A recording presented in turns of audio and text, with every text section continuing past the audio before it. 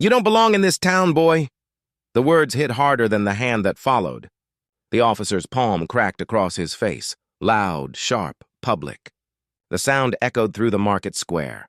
The boy stumbled back, one hand on his cheek, the other gripping the air where his dignity used to be.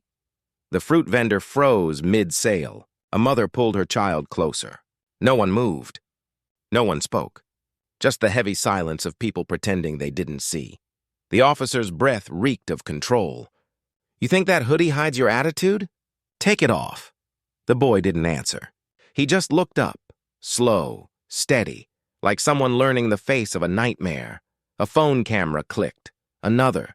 The crowd was building courage through screens. But no one stepped forward. Speak. The officer barked. His voice sliced the air. The boy swallowed hard, his throat tight. I didn't do anything. The man's laugh was low. Exactly. You didn't do what I told you! He grabbed the boy's arm, yanking him toward the squad car. The boy's feet dragged against the pavement, leaving black scuff marks on white concrete. A bitter metaphor no one would say out loud. Stop! The voice came from behind, desperate, shaking. His mother. She ran through the crowd, her bag spilling papers and coins. She reached him, her hand trembling as she touched his shoulder. He's just a kid. The officer turned, his eyes empty. Then teach him respect. Her voice cracked. You don't hit a child for existing. The man smirked, lips barely curving. Depends where he's existing. A sharp inhale ran through the onlookers. Some lowered their phones. The insult was too clean, too clear, the kind that history repeats in whispers. The boy's mother stepped forward, shielding him with her arm. The officer stared, chest puffed, hand on his holster like a reflex. The crowd stepped back, fear spreading faster than outrage. The boy's lip bled. The copper taste mixed with humiliation. He didn't cry. He didn't even blink. His mother's hands trembled, trying to wipe the blood that wouldn't stop. Then a woman from the crowd whispered, "Record this. Don't stop recording." Dozens of screens lifted again, glowing, shaky, terrified. The officer froze for the first time. His face twitched, the smirk fading. A second of discomfort, caught between pride and panic. He stepped back, tightening his jaw. You people don't understand discipline. The boy's voice came soft, almost calm. I understand fear when I see it. It cut through the murmurs like a blade. The officer's hand dropped from his holster. A moment hung there. Silence. Electricity, unfinished power. The mother pulled her son close, whispering, "Let's go." They turned, the crowd parting like guilt itself. Every phone lowered but one, still recording. The officer looked straight into its lens, knowing the internet never forgets. As they walked away, the boy glanced back once, eyes fixed on the badge's number. He didn't flinch. He memorized it. That night, the clip went online. No sound edited, no filters. Just the truth in 23 seconds. By morning, the town wasn't arguing about what happened. They were arguing about whether he deserved it, and in that storm of opinions, one screen blinked with a message he couldn't ignore. You don't know me, but I'm a cop too. Meet me. Alone. The video didn't just go viral, it detonated. By sunrise, every phone in town had replayed the slap a dozen times. Every news feed twisted it into something else. To some, he was a disrespectful teen. To others, a target of hate. But to the people who knew him, he was just Malik. He didn't read the comments at first.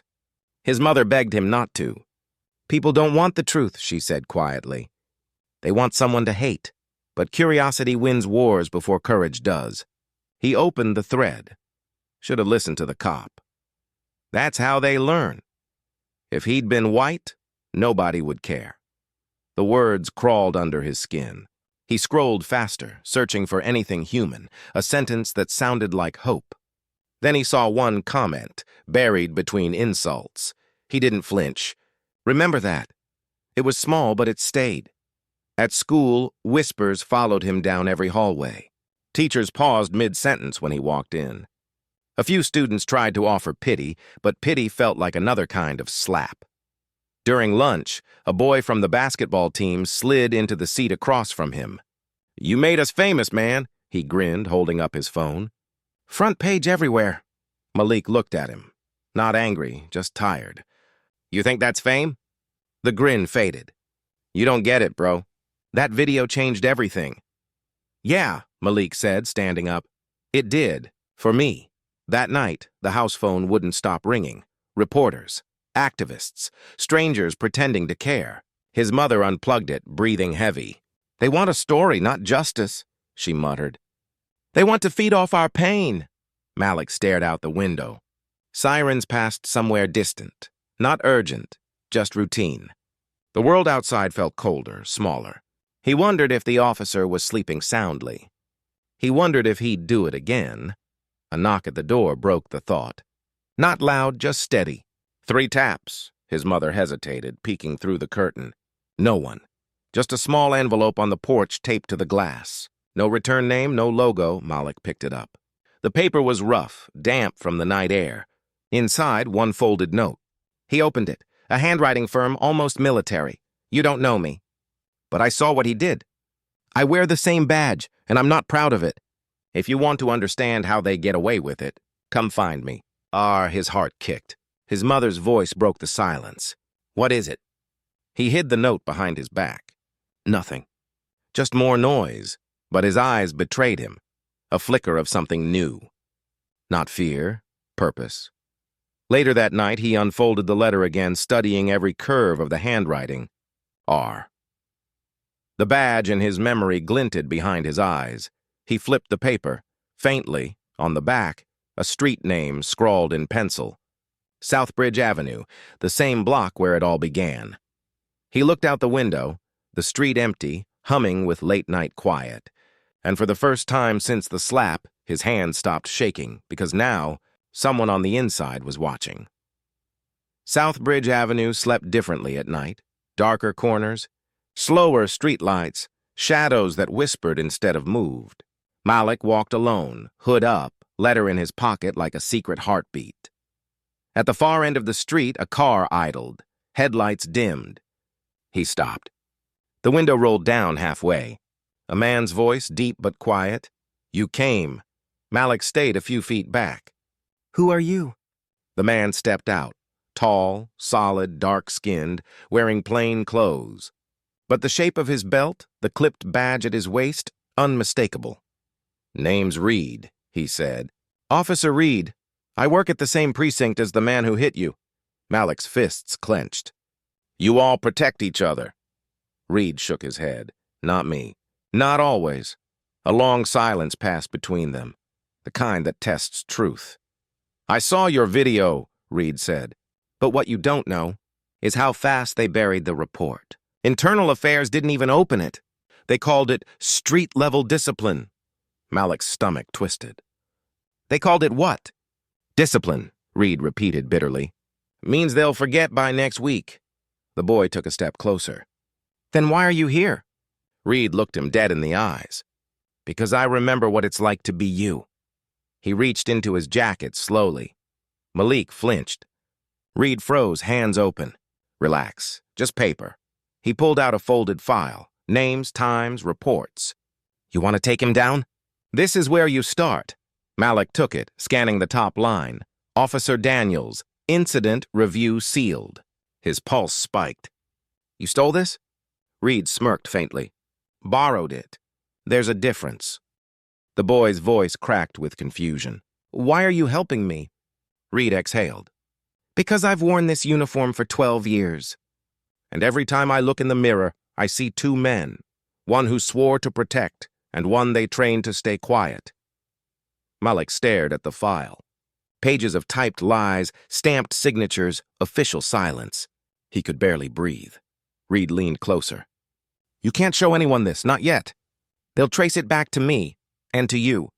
Then what do? You learn. You watch. You understand the game before you play it. Malik frowned. You sound like him. No, Reed said softly. I sound like someone who survived him. The streetlight flickered above them. The car engine hummed low. Reed stepped back toward the driver's seat. They'll pretend to forget you, Malik. That's their trick. They bury noise under paperwork. But if you want to change something, you have to get close enough to touch it. Malik's grip tightened on the file. You mean become one of them? Reed met his eyes. No, learn how they think. So when you move, you hit where it hurts. The window rolled up. The car eased away, melting into the quiet. Malik stood there, letter in one pocket, stolen file in the other, the word discipline echoing in his head, and under the weak orange glow of the streetlight, he whispered, I won't forget either. But as he turned to leave, something glinted on the curb, a torn photo maybe dropped from the file. He picked it up. It was a group picture, officers at the precinct barbecue. Front row, center, the man who slapped him. And behind him, half-shadowed but visible, Reed, Malik's breath caught.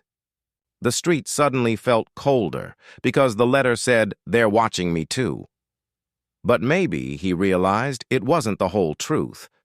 The next time Malik met Reed, it wasn't on a dark street. It was in an old boxing gym behind the precinct, a place that smelled of sweat, dust, and unspoken secrets. Reed called it neutral ground. You think cops train on control? Reed said, wrapping his fists in tape. They train on fear. First thing they teach you in the academy isn't how to shoot. It's how to stare.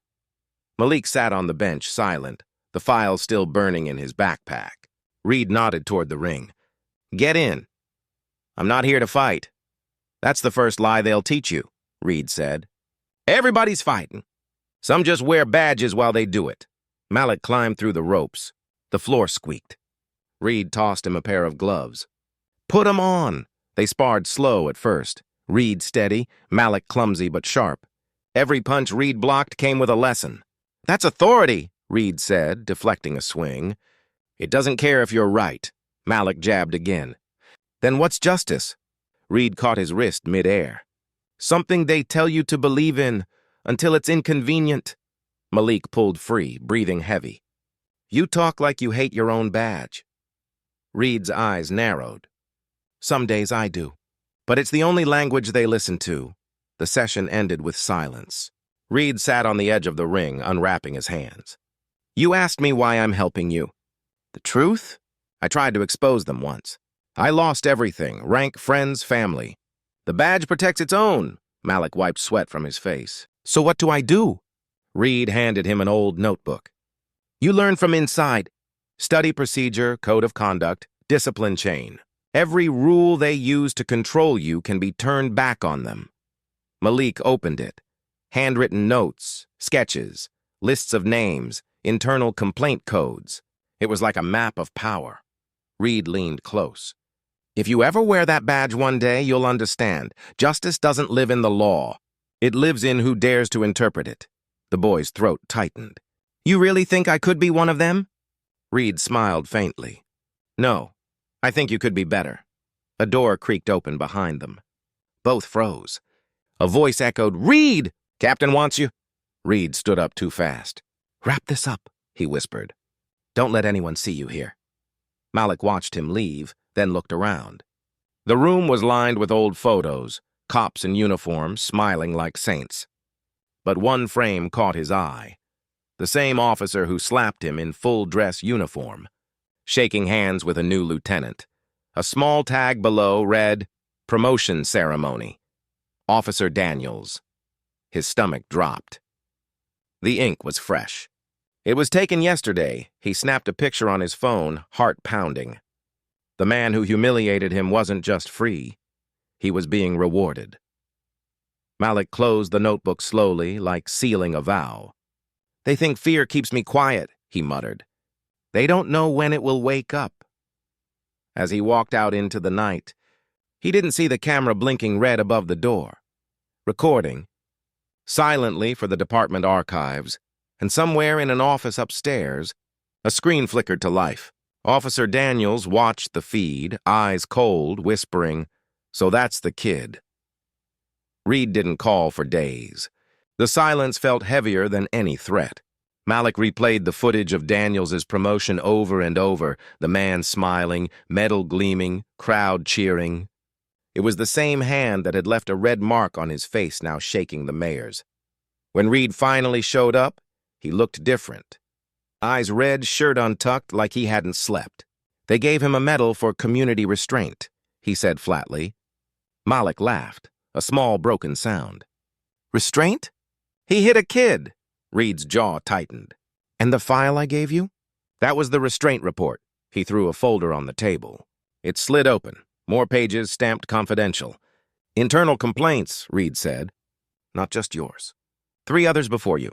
All buried. Malik scanned the names. 2 black men, 1 Hispanic. Every case dismissed. How is he still on the force? Reed looked away. Because the higher-ups need someone like him to make the rest look good. A long silence. Then Malik whispered, Then expose it. Reed shook his head. You don't understand. If I leak this, they'll destroy me. My badge, my pension, gone. Malik's eyes hardened. They already destroyed me. Reed studied him. Something shifting in his face, guilt turning into resolve. If I give you everything, you need to be ready for what comes next. Malik met his gaze. I already was. Reed hesitated, then reached into his coat and handed over a small flash drive. This is their real database, unedited body cam archives. Every lie they write down has a video behind it. Malik turned it in his palm. Why trust me? Because I can't do what you can, Reed said. You're not trapped by the badge, yet. That night, Malik sat alone at his desk, laptop open, heart hammering. The folder opened like a wound, clips, reports, timestamps. One showed Daniel slamming a man against a wall, another tearing up a citation, another laughing while a detainee cried. Then the final file, 0519, Market Square, camera 04. The slap, his own face, the crowd. But after the hit, my something new. Daniels turned toward another officer off camera and said, Don't worry. I'll write it clean. That was it. Proof. He could hear his heartbeat in his ears. Reed's warning echoed. They'll trace it back to you. But some things burn louder than fear. He uploaded the video at 3:17 a.m. Unlisted link, sent to one journalist he'd seen defending victims before. Then he deleted everything. He sat in the dark for a long time, the cursor blinking like judgment. By morning, it was everywhere. The title, Leaked Body Cam Footage Exposes Police Cover-Up. His mother burst into the room, panic in her eyes. Malik, what did you do? He didn't answer. He just whispered, told the truth. The phone rang. Unknown number. He picked up. Reed's voice low and sharp. You uploaded it, didn't you? Malik said nothing. Reed sighed. You just lit the match. Now pray you can stand the fire. The line went dead. Outside, sirens started to rise, not toward a crime scene, but toward a cover story falling apart. By noon, the whole city was on fire, not with flames, but with disbelief. News vans clogged the precinct's front gate. Reporters shouted questions no one dared answer. The chief's statement on live TV trembled beneath its own lies. Malik watched from his window, face unreadable. His mother paced behind him, hands shaking. They know it's you, she whispered. You think they won't find out? I didn't put my name on it, he said quietly. They don't need your name. They have your face. Outside, neighbors gathered in clusters, whispering, pointing, some with pride, some with fear. Truth doesn't stay buried, but it never travels alone. By evening, hashtags flooded every screen. Badge and bruise, Daniel's leak, justice for Malik. Strangers called him a hero. Others called him a criminal. And somewhere, deep in the precinct, Daniels watched the footage in silence. His reflection stared back from the screen, the slap replaying again and again. His jaw twitched. He whispered, He thinks he won? Then he grabbed his badge from the table and slammed it into the wall. The metal hit the tile, rang once, then fell silent. Across town, Reed sat in his car. Engine off, phone vibrating nonstop. He didn't answer any calls. He just stared at the badge on his chest like it was burning through his shirt. A voice crackled through his radio. Reed, report to Internal Affairs immediately. His stomach dropped. He didn't move. They'd found the leak, or at least found someone to blame.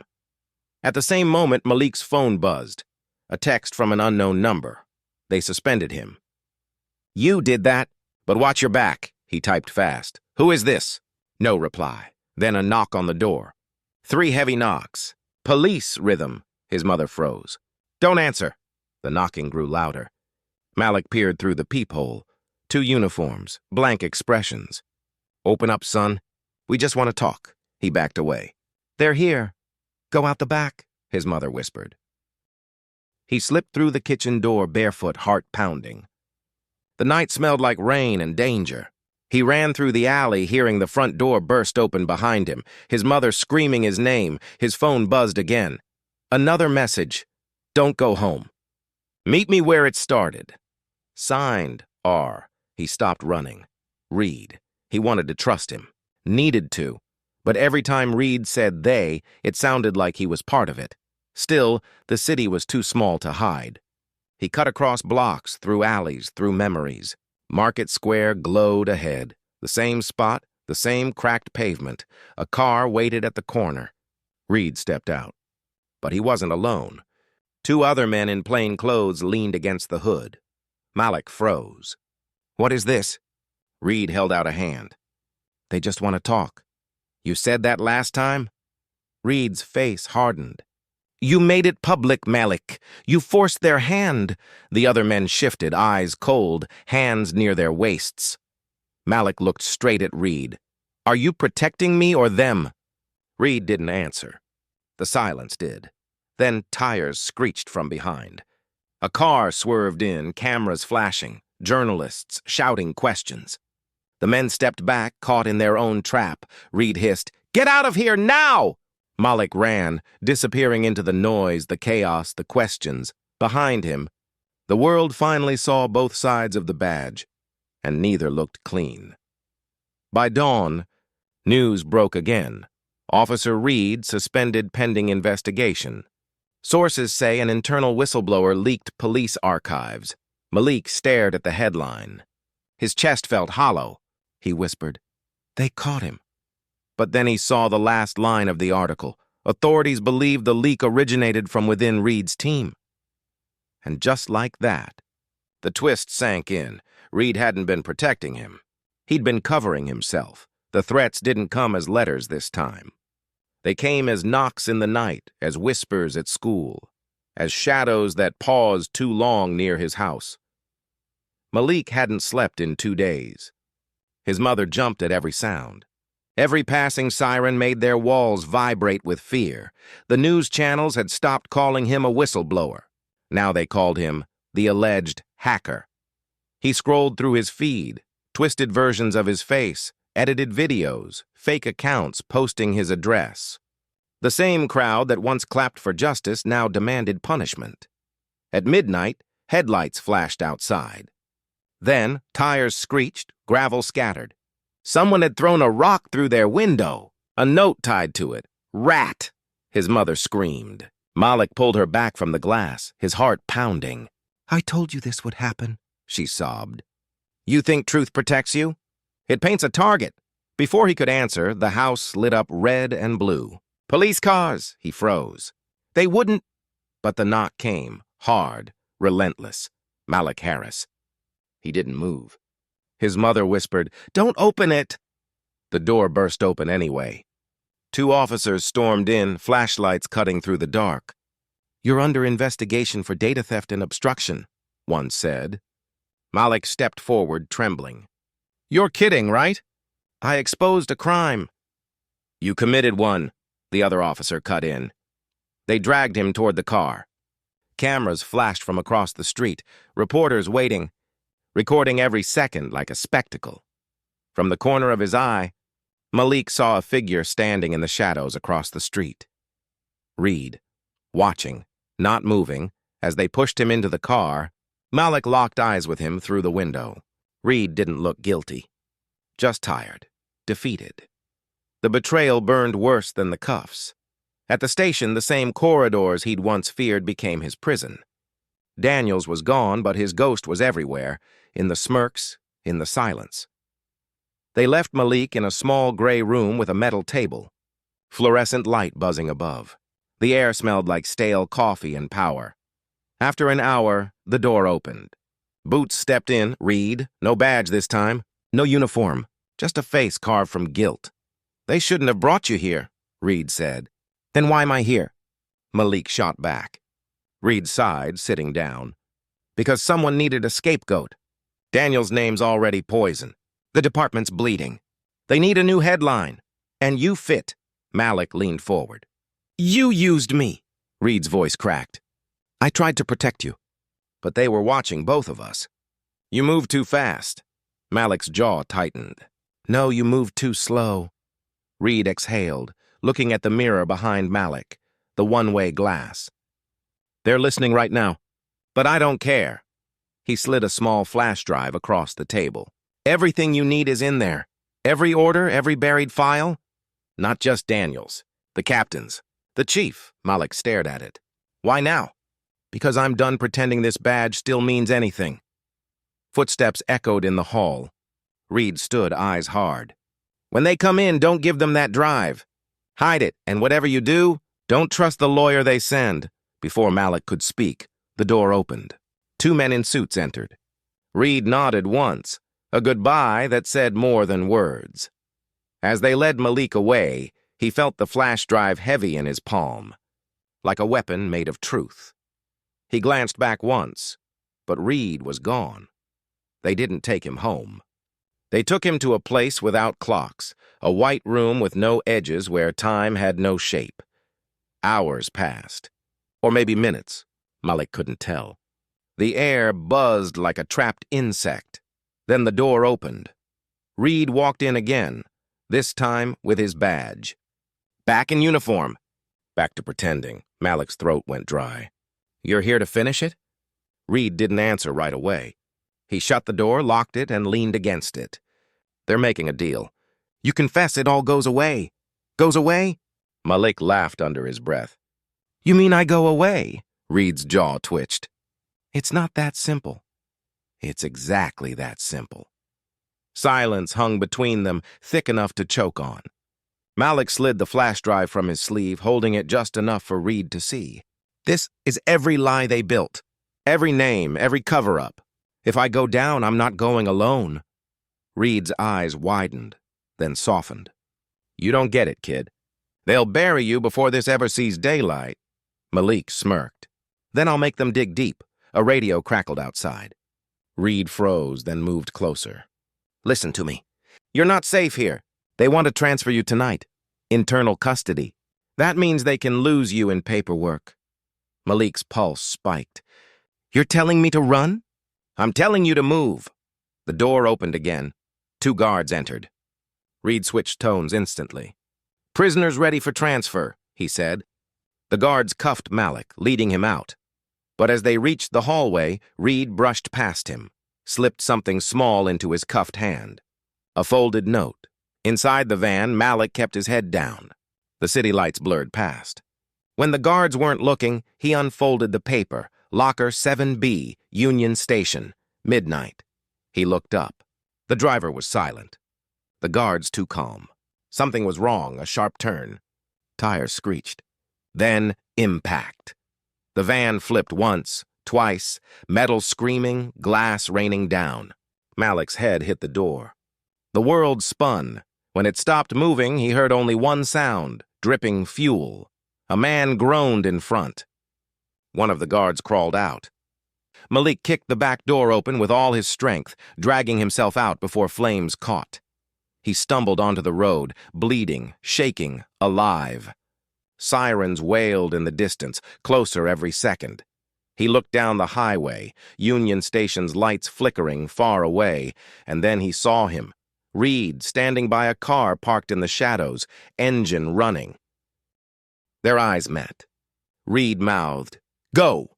Malik ran. Each step tore through pain and fire.